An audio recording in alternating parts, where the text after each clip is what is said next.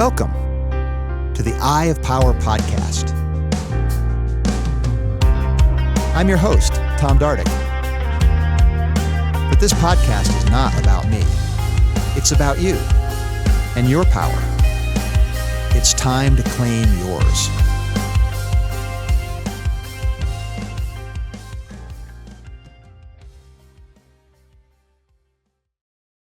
Today on the Eye of Power podcast, it's my great pleasure and honor to welcome Gretchen Villegas to the show. Gretchen has a fantastic resume and experience in really leading global organizations as it relates to nonprofit, helping communities take advantage of resources across the continents of Africa and South America. You'll find in our conversation that these things are very disparate. So she's worked with a lot of different kinds of cultures, paradigms. She's had to knit together teams with a very strong diversity of paradigms. And so her experience is extremely valuable. And we have a great conversation as to what that looked like, some of the principles around it.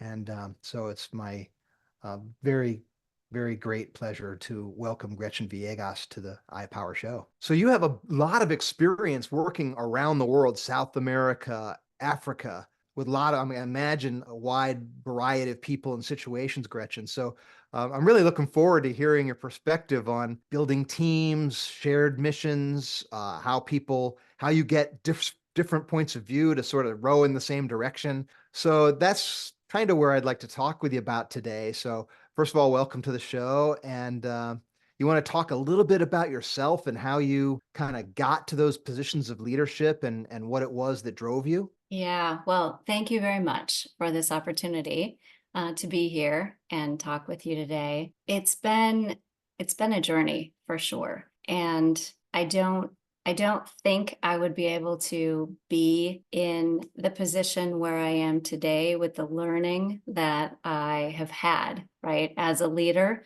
had I not been able to have all of those experiences, because I think that that's where my learning really came from. It came from being able to, as I was learning how to become a leader, be able to learn from different cultures and different people who had different perspectives of how they were viewing what was success, right? And what was a best way forward, how to build in mentorship and support as they were moving forward. So I, at a very early age, was able to open up my eyes to different perspectives by being abroad. So I was a Peace Corps volunteer, and I spent 15 years abroad in Latin America and East and Southern Africa. I worked completely with global teams. So I was the only expatriate with the global teams. And when I went from country to country, and we're talking about going from, Honduras, Nicaragua, Central America, into Colombia, South America, in Malawi, Southern Africa, going into East Africa, Tanzania, and then Kenya, Uganda. When you go from country to country, it's like starting over again and again. And so you start by asking all the questions, right? So, where do I start? How do I register the company? How do we greet people as we walk out into the villages? How do I ask for permission to have a meeting, right? How do I hire staff? How do I train staff? How do I make an enabling environment so people feel comfortable asking questions and telling me, right? Educating me on how we should move forward. So it was all about asking questions. And I was really the student. So if I may, right there, Gretchen. Mm-hmm. So it seems to me like it's a new set of rules, a new set of presuppositions. So that required you to wipe the slate clean and leave whatever your thoughts are, maybe park that agenda and be open to whatever is real or true and happening in that new setting. My guess is that is a very healthy habit to acquire. Absolutely. And it's not common, I think, for us in the United States to do that, right? Because we're taught when you're a leader and you're in the leadership role and you are accountable, you come in, you set the pace, you provide people the direction, and you make sure it happens. But what I had to learn very early on, and I made various mistakes, but I had to learn early on, the only way to succeed was to ask for help and to be educated by those who knew how to be successful in the environment. One of the things that it seems to me that is typical in America that might not be in those places and elsewhere is the pace of our life. We're in Mhm. an awful hurry compared to most people. Did you Yeah. find that to be something that was common amongst everything, or was there a range in terms of the pace or the expectation of how things would unfold? Let's just say. So that's a great question. Everybody says that same thing. They Yeah. all ask me that question, say, should have been great. You know, you were working there, you could kind of take it easy, everything was slower pace. And I'd say, oh gosh, I was exhausted all the time. I Oh, was running. So we're managing US government contracts, okay. right? We have US government accountability to get things done. This is US taxpayer money. There Mm, is milestones in place, which we have to spend money, we have to get things done and have impacts and reports completed.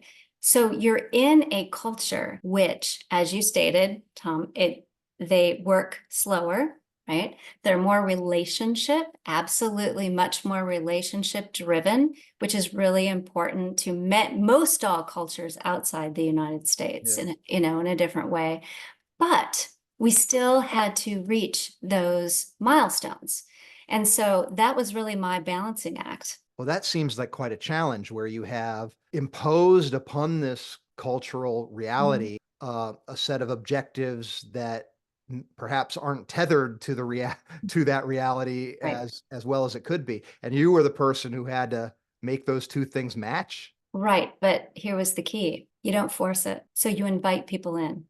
Okay. So you have the team, and I can tell you over and over again where you sit at the table and you say, everyone, this is what we must do. If we want to keep this funding and we want to help the communities in this way, this is what we must report on. And you're transparent and you're clear and you don't tell people what to do. You ask and say, okay, how do you think we can get this done? How can we do what we need to do so that we are respectful and so that we do what the communities both find respectful and will respond well to so that we can actually move forward with an impact that makes sense, that's sustainable, right? That's not just we check the box, we're done, we can get paid for it, but it's really sustainable for them Yeah. within the culture and whatnot. But how can we also do this accountability task that we need to turn in so that we really did what we said we would do, what we're being paid to do, and what the money was for? And so when you do that and you have everybody sit down at the table, you have Ugandans, right? You have Hondurans, the Nicaraguans. When you open that up and you give people that opportunity, you come with ways to actually do it. You do, but you've got to be open to not doing it the logical North American way. So is it a kind of thing where you have the objective? So we know we're going from, Mhm. place A to place B, and then what you're saying is what path are we going to take? And so the path can be the variable, but the Right. destination is the thing that is the deliverable, let's just say. Right. So And no one will argue the deliverable. No one right, will because argue where you have to get to. right, Uh, because they know the reality is like, okay, we're either doing this or we're not, right? I mean, it's right. Exactly. It's a Yeah. project, and this is your North Star. So, and we can come back with some other kind of, look at some work I've done after I came back to the United States within change management and how I parallel some of those learnings when I came back. This was project work where you had a North Star. You Okay. had to reach 60,000 farmers in Uganda, right, who were using conservation farming techniques, caring for the soil, but they increased income at the same time, right? And so we had to track that, and we had to have a percentage increase of income, and we had to prove they were using conservation farming techniques. I knew what the end goal was, and I had in my head how I thought we should get there. I brought that forward, and the minute we started moving forward, we started having issues with it. Had I not pulled in the team to say, how do we move this forward? We never would have been successful, because I didn't have the cultural understanding of how to really do that. And I think that's where like the intercultural intelligence came along, where I didn't learn out of a book. I didn't even know what that term meant until recently, right? But what I knew was that I knew the North Star. I knew the reports we had to get in. Everyone around me who I hired knew how to get there, and I had to trust them. It seems to me like what you're pointing to here, Gretchen, is the word that comes to mind is a respect, right? So you're respecting the fact that people are doing a certain thing for a reason, and they have their reasons that we on the outside do not understand, know. We don't Yeah. use the same metrics. And so the respect of like, okay, look, what are your metrics? What are the reasons that we do it this way? And you're taking them into account rather than sort of building the road over the existing, the existing paradigm. I like that. I think that's exactly true. And being open to it, and not controlling it. Yeah. I Being open, and we like to control things, right? We're in charge. We're the leader. We need to control that this is going to happen to be successful. One thing you need to learn when you are working with multicultural teams is that you have to be okay with getting there in different ways, and you have to be open to allowing others to take the lead. When you see things are not going well, you definitely say, now let's come back to the table and talk about this to see if we need to pivot. Yeah. And if we do need to pivot because numbers aren't coming, I definitely would put my hands up, and many times would say, we're not making this happen. I went to the field. I did talk to the women and the children. It's not happening the way we were thinking. Do we need to pivot? And we'd have those deep conversations. But I definitely had to change my mindset, my perception of what a action plan was, right? And what what a plan of A, B, C, D was, because it definitely wasn't what was in my head. And that was every single project I did. So Mhm. if there was one thing I learned, and I was really, really pushed outside my comfort zone, it was to know that each country I went into, Africa is not Africa. Latinos are not Latinos. It's every single country really is different. And you have to have faith in people, and and people understand their people. So there's a balancing act. It's funny because this has come up in some other recent conversations I've had where it's the discernment between those things that are universal among human beings and those things that are unique to the individual. Now, in this case, it might be individual person, or you're also pointing towards an individual culture. But it's the discernment of that set of perceptions, right? Mhm. That connect us and then also differentiate us. And then, of course, as a leader, I'm assuming what you're trying to do is look at those differentiations and say, okay, what can we learn from this, or how can we best put this particular person's unique basket of goodies to work in this situation, that sort of thing. Am I reading the tea leaves right there? Yeah, yeah. And what I also had to do, because this was US government mainly funding, but also corporations. So Okay. I would have a diversified basket of funding when I was in the field for the first 15 years I was abroad. It would be, Cargill Animal Nutrition, or a General Mills. There was the Norwegian government, the European Union, World Bank, various different funders. They all have different rules and regulations. The idea was that I was empowering others, because the hope was that others who were there would take on the responsibilities as I was moving on and opening up other projects in other countries and sites. So just to make sure I'm Mhm. clear, Gretchen, Sure. so the service you're providing is you're helping them adhere to the rules and regulations so that they can advantage themselves of the resources available through those various means. Am I getting that right? So my job was to work for US contractors for US government projects. Okay. And so I was in charge of the programming, the operations, everything. So I basically was the representative on the ground for that company, right? So I was Okay. like the CEO of the company, but I was running project work until the project work was finished.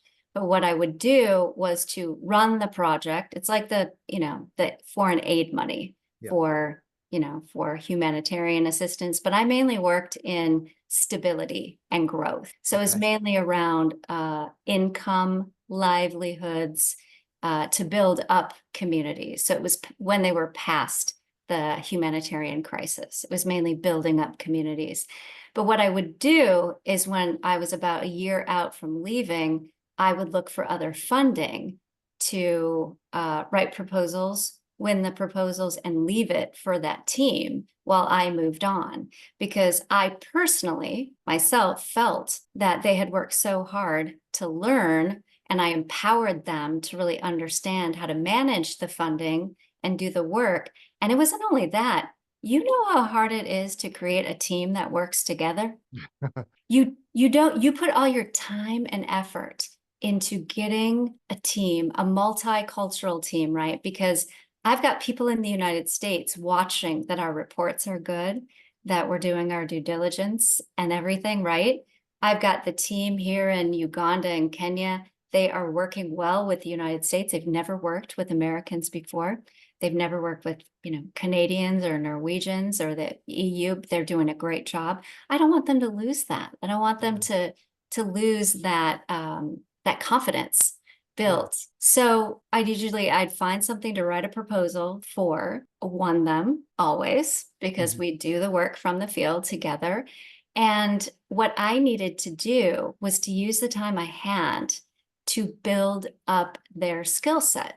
So I spent my time teaching them, okay, what are the rules and regulations of the US government? How do you decide when you use your local perception of time and the perception that the headquarters office has, where this is due at this time and you have to have it in by this time, or you're probably not going to be able to keep your job. And so I would find 3 or 4 people in each office where they had enough of that within them that they could learn that and they could become compliance officers, finance officers. And that became a part of them. And they were able to really grow within that. And they're still to this day, I will find them in very large nonprofits doing extremely well. So it was both a teach me about what I need to know, but I'm going to find a few of you and I'm going to also help you get the skill set that you need to manage these projects. Because if not, they're going to keep sending expats here to manage this. So I want to explore a little bit of the differences and some of perhaps I have not had the experience of being immersed in any of these types of cultures. So my perception is basically a amalgam of media, news, Mhm. movies, all this kind of stuff. And I imagine that that picture is pretty far away from what the actual reality is because of that. So I have probably some perceptions that, such as that we try to throw a lot of money in these places and we don't get that much traction, and it Yeah. seems like a battle uphill, and Mhm. it's different in different places, of course, I mean, but in Africa specifically, Yeah. from country to country, the political stability Mhm. aspect of it, where okay, you get Yeah. something going and then somebody else comes in and now it's completely wasted because they've either decide to Mhm. do something different, or they they acquired the resources or fired her or killed everybody or whatever it might be. Right. So so there's a sense of somehow you get this sort of sense of, oh, hopelessness and futility, or at least inefficiency. And I'm not getting the sense that that was your experience and your feeling. So I want to kind of get those two pictures more in a line if I could. Right. So what are you Yeah. thinking as I lay all that out from a layman's perspective? Yeah. The concerns are understandable. The concerns are understandable because that is happening in many of these emerging market economies, in many of these countries that are unstable. There are countries that are in a place that just need humanitarian assistance. They just need food, water, and shelter. Mhm. And those countries you're looking at are in a refugee status. You know, you're looking at countries that they are not, they cannot be building up livelihoods and businesses. They can't be putting their children in school because there is war, there is corruption. You can't build anything when there is no stability. Yeah. So there are places where it does not make sense to invest into stability. The only thing you can be investing into is humanitarian assistance to try to help so that people are not dying. And Yeah. it's terrible to say, but that's the truth. Then there are the countries that have put in place the policies and the safeguarding and have agreed with the United Nations, with World Bank, with others that fund, you know, bilaterally and multilaterally. They're getting loans and whatnot. But in place of that, they're having to agree that they will have, you know, spot checks and whatnot, that they will have low corruption. We can never say there's no corruption, but they will have low corruption, that there will be due diligence done on where the funding will go and the impact of that funding. So where there is enough stability, which is where I have worked. So that's why you're hearing a difference. I have worked where there is enough stability where you can have an impact. Okay. However, there is a big difference between having a program where you are simply checking the boxes and you're simply doing the work and you're not doing it with the lens of exit strategy, right? So you're doing the work and you are not thinking about how the farmers or the school system or the healthcare facility or the government should be taking this on. So one thing that I've always worked in is something really important to me, is that as we write a proposal and as we win funding, that we must from the very beginning, and this is really important, why you have local private sector, you have local government, you have local community-based organization, and you have local people, local staff. They must be in the mix when you're writing a proposal and the program, because you have to have a way for this investment to continue when you remove the project. There is still happening at times when there is funding that goes out and that hasn't been thought through. And when that happens, you hurt the people more than if you didn't come. Yeah. And so You some of create that is dependency happening. because you create dependency rather. So it's the handout versus the hand up, Exactly. the giving fish versus teaching to fish. That those, Exactly. yeah. So I think that's where, so there's the humanitarian versus stability. There's a time and a place for both, right? But stability, the livelihoods is what, you know, I really believe in. You know, think about now the circular economy. There is a way we can go into countries that are willing to put, there's private sector in some of these countries that have money. There is government that have loans that are ready to put money in. We can go in now and try to take the biomass, right? All of these byproducts and try to create jobs and reduce hunger, right? And mitigate climate through doing some projects around the biomass byproducts. I mean, great opportunities. But I would say, let's get private sector, let's get government, let's get some of our multinationals and US aid money. Let's put it together and let's tackle this in a big way, but do it in a way that those governments and the local private sector, they've got skin in the game. That's the right way to do it. And I think many people are getting behind that right now. It's not a handout, it's not a giveaway, but it's development and the right type of development. So that's all there. I think there is good development getting a bad name sometimes. And I think there is some bad development out there that needs to be curbed. The area that you are making me think of now is disparate teams working together. So let's explore that place a little bit, both because you were talking on the global, like making sure Mhm. different people had skin in the game. So there were Yep. stakes, there were, pig committed versus chicken committed sort of thing, right? Where Right. we really are going to do this because, I mean, and we can think about almost any endeavor, human endeavor. Hmm. The level of commitment determines the chance of success for Right. anything. I mean, I look at, people Right. been to wedding ceremonies, Yep. right? And you can tell if it's a real wedding, like they Yes. really mean wedding, or they're trying marriage on for size, right? Right. It's not the same thing, right? Absolutely. Not that it's You are right. right, different thing completely. And so what I'm hearing you talk about is real marriages where, look, it's like we're Yeah. doing this and failure is not an option. We're completely committed.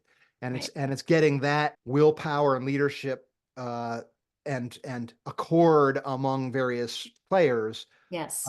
right. It's getting that ingredient right to start with that'll Hmm. lead to a successful project. If you don't have that, then your chance of success start eroding quickly, I'm guessing. Absolutely. Yeah. So Absolutely. And I think we are at a very, very critical time in the world right now. When you look at, and you don't even have to work globally for this right now, but look at our climate issues, like it's affecting everyone. So we need to mitigate our climate change.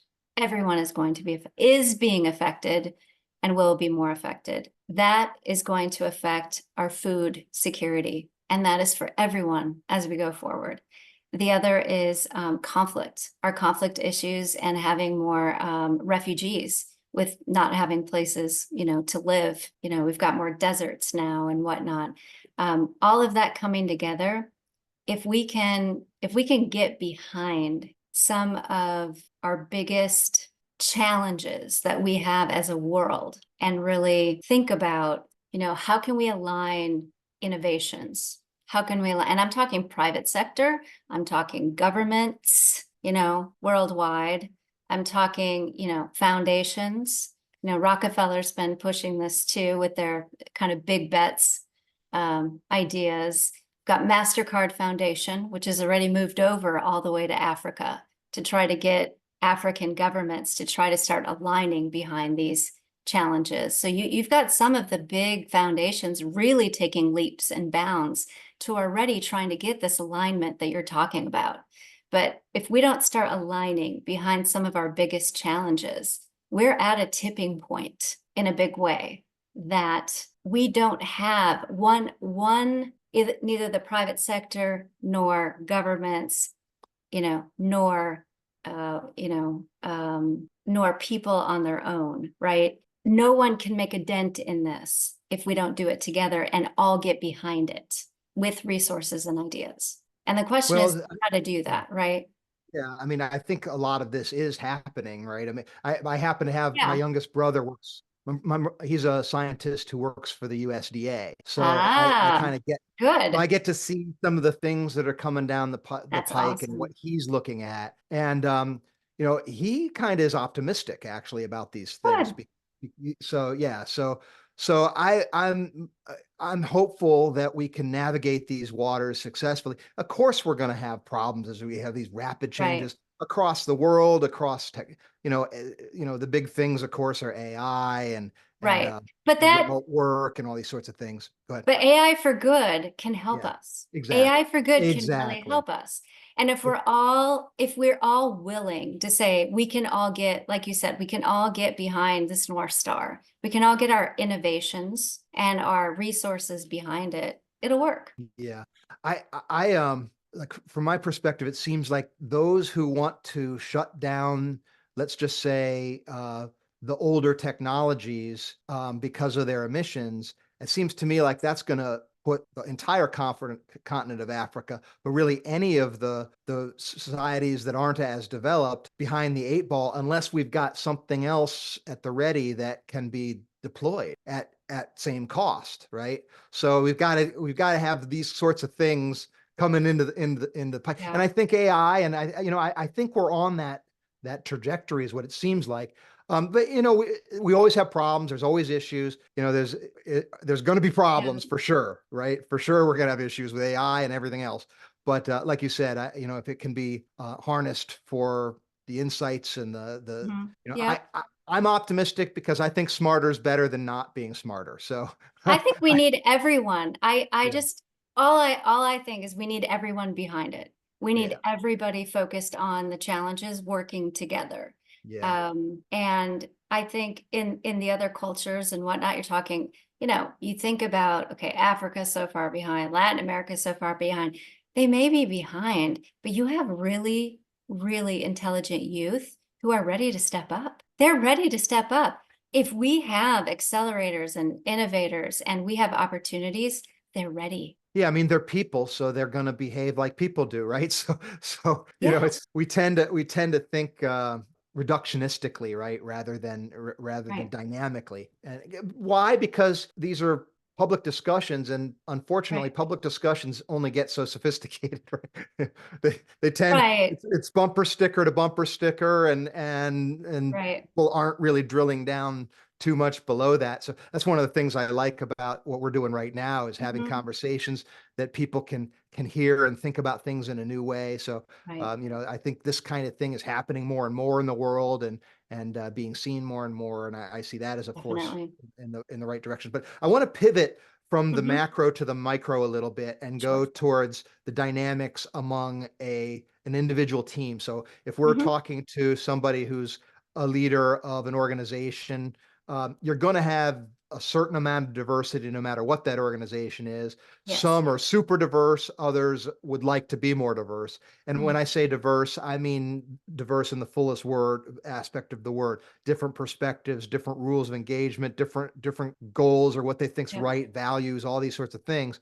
And then the challenge of leadership, of course, is to look, if we're doing something together, that means we have a shared mission. So we've got to spell out and make very clear what that shared mission is. And then we have to tether that to what is valuable to each person that's on the team so that they can put themselves into that mission in the way that only they can. So that seems to me the basic challenge of leadership. I'm wondering, do you Hmm. see it that way, or can you comment one way or the other on that particular framework? Yeah. No, absolutely. If someone cannot, so first of all, for a team to be productive towards an end goal, right, or a change that needs to happen organizationally, everyone has to be aligned and has to understand fully what it is that is that North Star. I call it the North Star. Yeah, that's a So good that, word. I like that word. yeah. So that absolutely needs to happen. And if the time is not taken to do that, then you won't be successful. So that's something I've definitely learned. And You yeah, get and people pulling in different directions then, right? And yeah. yes. And I've been I mean, I've led change management various times and two very large change managements, I would say in the last two organizations that I've been part of. And you have to get that right because if you don't, it'll be a false start over and over again. Second is that, as you said, if people don't understand what role they play and how it's important to their role and their future with the organization, they're not going to put their all into it. And one of the things that's really worked for me that I've done kind of on the front end of these change management processes is to do a diagramming exercise. And it hasn't just been with my team, but an extended team of other teams that we're linked to within the organization is, who are you linked to? Not Mm. just within our team, but everybody outside the team. So if we're the change management unit within, an organization, and we're bringing in an impact analytics unit we've never had before. We're bringing in a restricted business development unit, which was one of the last ones I did. I did a restricted business development unit, impact analytics unit, and a program effectiveness. They were 3 components that were new to the organization. And I was brought in to develop it, but to streamline it throughout a 1,500 person organization that was both US based and in 22 other countries. Yeah. That sounds like a nice challenge. Oh gosh. And an organization that had staff for over 30 years sitting on the executive team. So yeah, I would say starting out kind of, yeah, 2 steps back. Yeah, I'd say so. But what was really, really important was, so we had our core team. We were clear on kind of where we were going, but bringing in those layers, peeling, those layers that were around us slowly, and really integrating with who is the influencer from our team, working with each one of those people on those different layers was a key from the very, very beginning, because it gave everybody a real sense of value of being the linchpin, right? The person that was really going to make a difference for opening up all those doors for us to make things happen. And as doors opened, they were so proud. And, we made sure to let people know. I mean, they were the reason that we were able to get things done. It seems to me, describing it the way you did, Gretchen, that another effect of that approach would be that each department or each position, people in various positions, seems like they'd have a clearer view of the value and function of the other one. So yeah, we're Yeah. connected in this way. I'm serving, I'm doing this transactional thing, but I also have a greater appreciation for the overall function and contribution Yes. of that other department. So now I'm more empowered to make my daily, minute by minute decisions in more harmony with what their expectations and needs would actually be. Am I getting that right? Absolutely. And I also think it helped us not make mistakes, because there were certain things we didn't understand. We didn't understand why some of the things worked in this organization that was so old. We just didn't get it. And so as we were opening doors, we otherwise wouldn't get feedback, because if we walked into a big group of people, they weren't going to say, oh, it works because of this. Right. But when it was one-on-one, it was feeding back, and we're like, oh, we can't ask for that to change, because that would really create a structural issue here. So we Yeah. have So, to do this before we can do that. And we didn't understand it. So it definitely helped us with potential issues. well, it seems like what you're pointing to there is that you can ask somebody a question, but a lot of times this knowledge is not top of mind aware. It actually requires a high quality, active listening sort of conversation to reveal that knowledge through conversation. It might not be, we know a lot more than what we can just say right off the bat. If we Yes. have a conversation about it, it's like, oh, you said Yep. something that inspired me to, oh, I forgot about that. You just reminded me. And we can together discover insights that would otherwise, if all I were doing sending you a questionnaire, you filled it out Yeah. the best you could, and then that's the end of it, we're going to have a far less refined view of what reality is for the dynamics within and without each of the various Yeah. functioning units. Absolutely. And trust. I Well, can't yeah, tell yes, you yes, thank you. I can't tell you how much, when you're working on a major change management within an organization, you have to lean on trust. And if you haven't gotten to that trust factor, don't even start trying to make change. Well, the whole thing seems analogous to where we started with your experience beginning with the 15 years working the Peace Corps, and you're going in with a sort of a clean slate of discovery Mhm. and respect for what's going on with them. It's the same kind of thing as what you're pointing Yeah. to with this approach, it seems, where you're going in saying, okay, what's really going on here? Not with this prescription that says we're doing it this way. And so it seems like the same principle holds no matter where we're going to apply it. I agree. Yeah, I agree. It's, you know, we have different dynamics, obviously, within the US and within an organization's culture that has been around for, you know, 70 years and has had people there for 30 some years and hasn't left, right? Um, Whereas if you're in a startup, even a startup nonprofit, right? Like it's been here for 5 years, and you have a much younger CEO and younger and new people who are on your executive team. It's totally different environment that you're working in, uh, but I think that no matter what, that process is going to be really important because change is hard, change is different, and change, no matter what, will be based on a trust system. And I don't think anybody can say different from that. And until people feel valued and a sense of security, people aren't going to move forward with certain changes. So those I always think of like the Stephen Covey term, emotional bank account deposits, where Yeah, just the idea of sitting yeah. there and listening and actually wanting to know the perspective of somebody and saying, Mhm. that feels good. People want to be seen and heard and valued for their opinion, right? So when we give people that gift, it creates a dynamic that leads Yeah. towards what you just laid out there, Gretchen, where it's like, okay, this person respects me, values me. They care, right? They don't know they Mhm. care how much till you know how much they care, right? Right. Um, Yeah.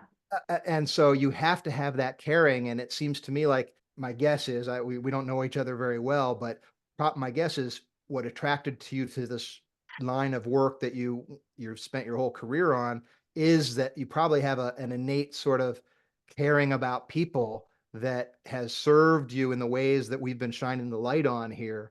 That is fantastic. Now, there's a lot of leaders that don't have that naturally. That it can be, I think it can be learned, and so or at least developed anyway. And so what would be your coaching along those lines where let's talk to somebody who's in leadership that feels like, what, yeah, Mhm. I care about my people but I could do a better job showing it, or yeah, I care about my people but if I'm really honest, I've been really focused more on myself lately.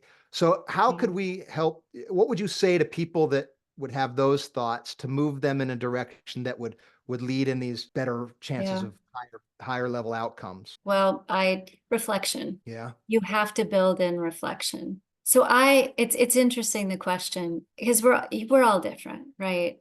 We're all of us, and we all have to work on different things. I have always been really good at stopping to reflect on how can I build up my team? How can I empower them? How can I give them some good feedback on where they're at, and how I can provide them support.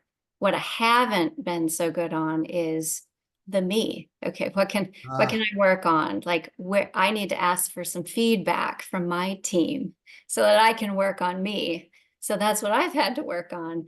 it's funny how And both everything's a are double important. edged. Yeah, but both Anything are that's a gift important. has a anything that we're good at has a downside too, right? So that's just how things are. So Exactly, that's but they're both so important. They're very important.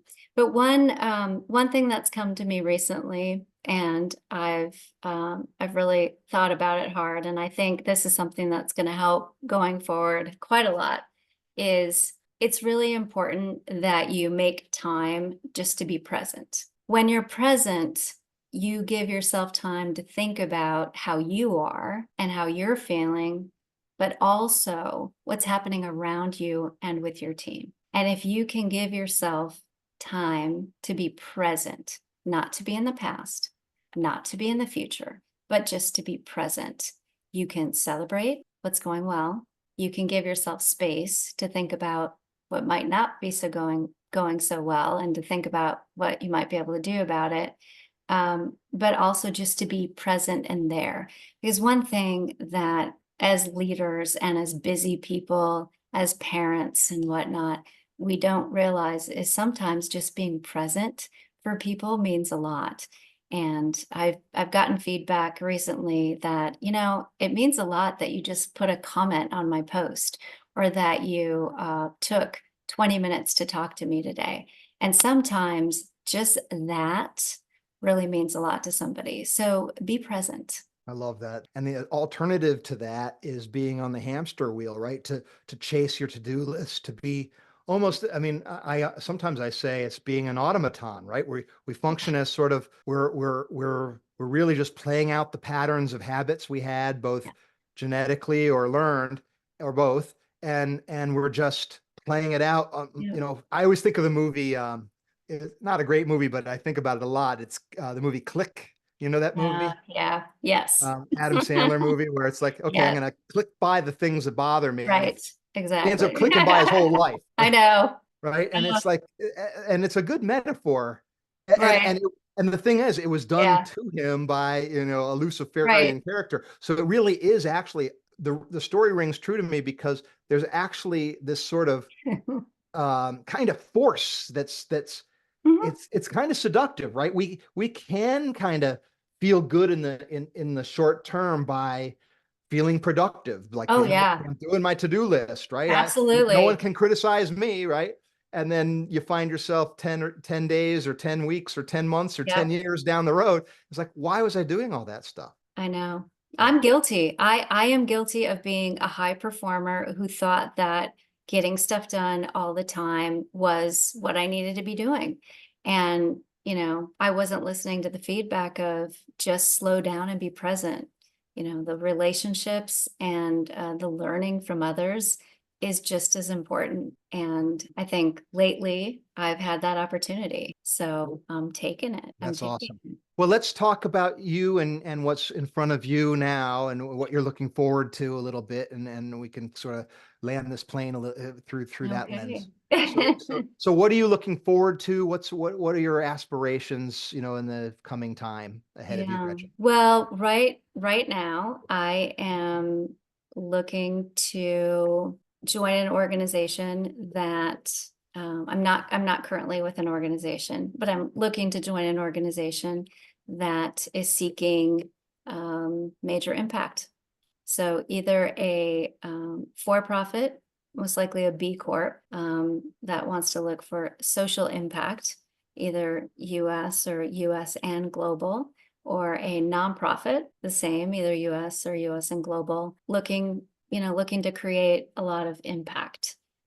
I think that's what's most important to me. My whole career up until now has been 25 years, just doing that and really empowering others.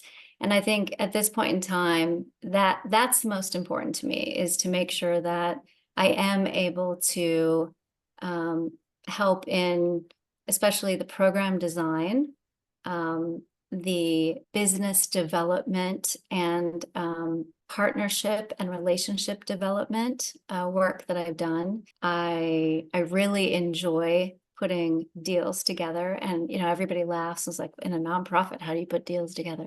Well, you do put deals together between the for-profit, the nonprofit, the communities. It really is all about bringing what we were talking about before, bringing everybody to the table and saying, what can we accomplish together, and ensure that the communities can take this on their own. Much of what's being done right now is locally led development, which is how much can we pass on to the local teams and they really take on their own. So if there are organizations that want support, kind of an advisor, in how to do more of that, they want to really transfer much of that capacity and kind of the power shifting down to the local level going forward, I can definitely support with that. So I am here and kind of just waiting to see what is going to come ahead.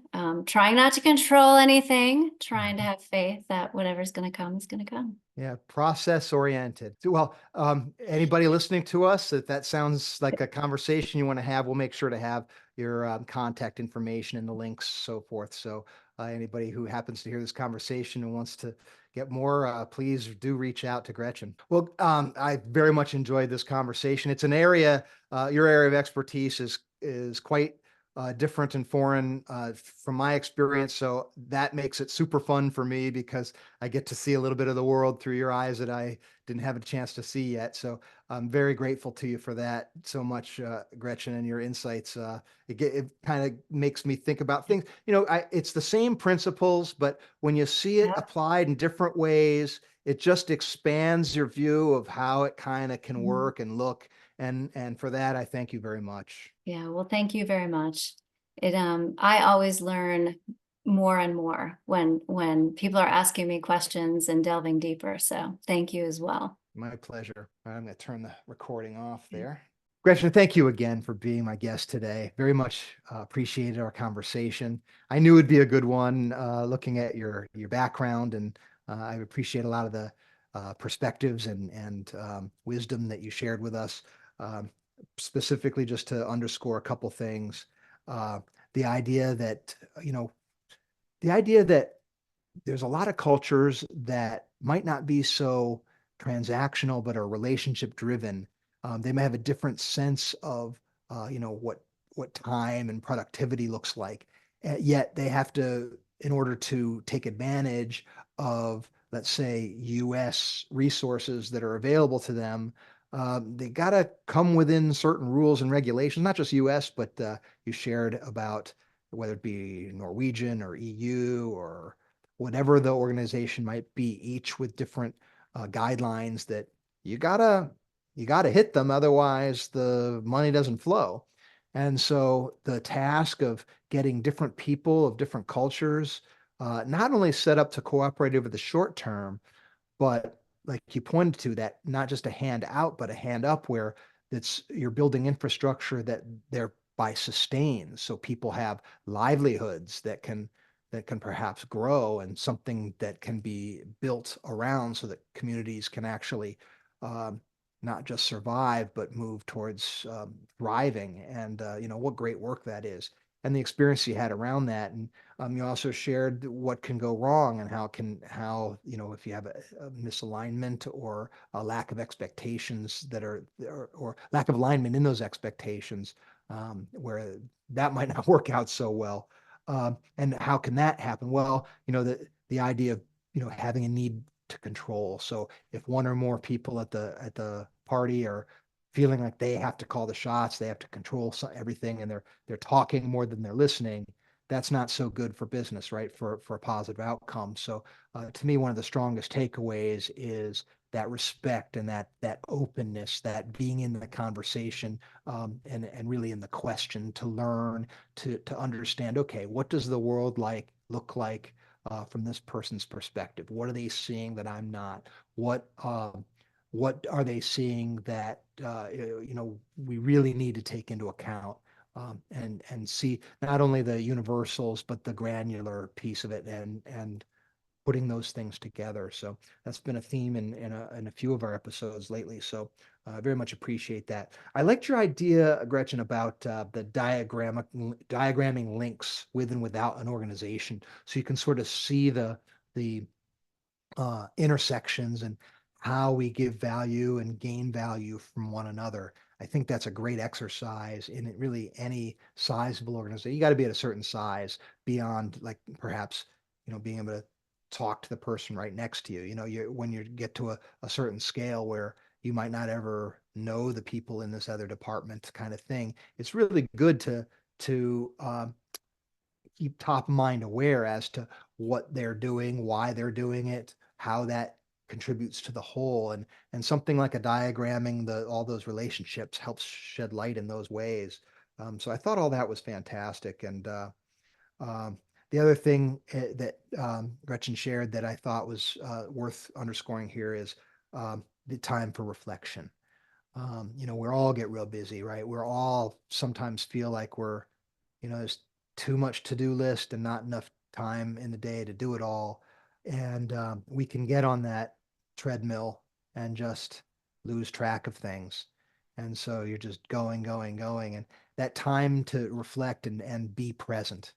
And the time for that is really all the time because you can't, if we're spending time worrying about the future or brooding about the past, it's not our best use of our energy, right? We want to be fully engaged and that reflection to understand, okay, what's the present? And a lot of times what that present is, it's being there for another person, what's going on with them, and to being there as an active listening partner, as a thought partner to help them move forward, help them see something might not otherwise, or clarify a thought process, or at least maybe be seen and valued, like catching people doing things right, things like that. So a lot of wisdom there. Thanks again, Gretchen, for a fantastic conversation today. And thank you for listening to Gretchen and I Talk on the iPower podcast.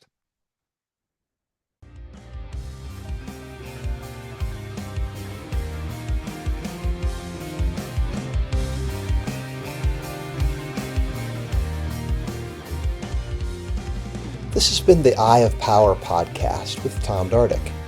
I'd like to thank you for listening. I'd also like to thank my brother, Scott Dardick, for the music and his music production. If you'd like to reach me, simply email Tom at dardickcommunications.com.